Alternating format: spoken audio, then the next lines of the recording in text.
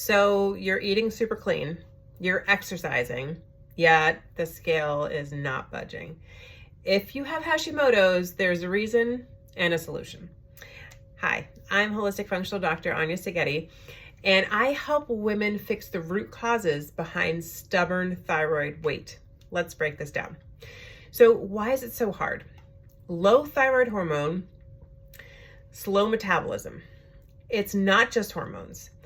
Inflammation, insulin resistance, and stress hormones all lock your fat storage, unfortunately, usually right around the waistline.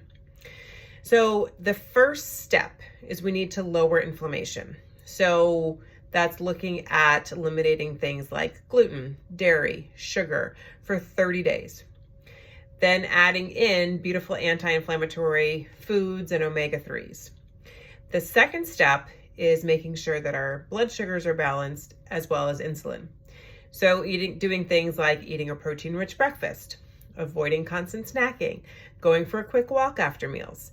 When you have stable blood sugar, you have fewer cravings. Step 3, support your metabolism. So one thing I did early on in my journey, I was an ultra endurance athlete. So I was doing Ironman triathlons and ultra marathons. So what did this look like?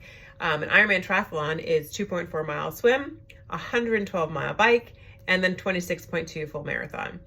And then my ultra marathons that I was running were 50K, 50 milers. Crazy, right? Crazy cardio. I was not lifting weights.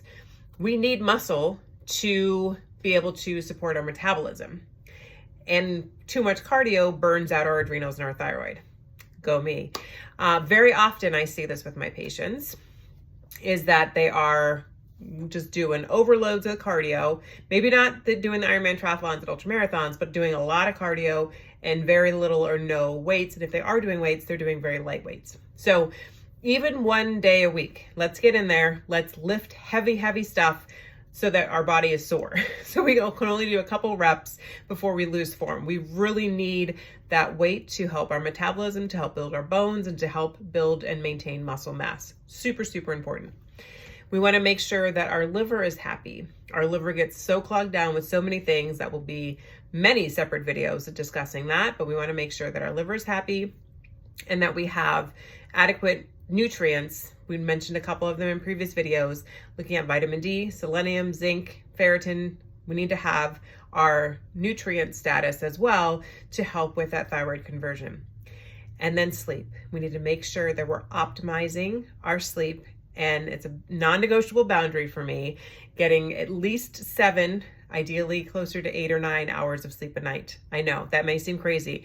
I was a 4 to 6 hour sleeper before, not by choice very often when I was serving in active duty in the military and in corporate America, traveling a lot. Sleep was the last of my priorities. But now, after unfortunately my diagnosis and I've transformed my life, I understand the value of quality sleep, and now that's a non-negotiable for me. And so I highly recommend that for you as well on your healing journey. So if you're struggling with weight, especially with Hashimoto's, it's not about starvation. It's not about deprivation. It's about restoring balance, because when your body feels safe, it releases the weight. So I have a beautiful community of women that are healing naturally.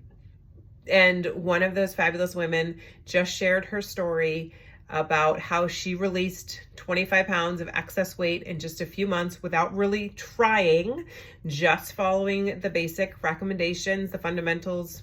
She is working one-on-one with me, so we're able to do the deep dive and get some really customized data and information to help to guide her. And now she feels and looks incredible.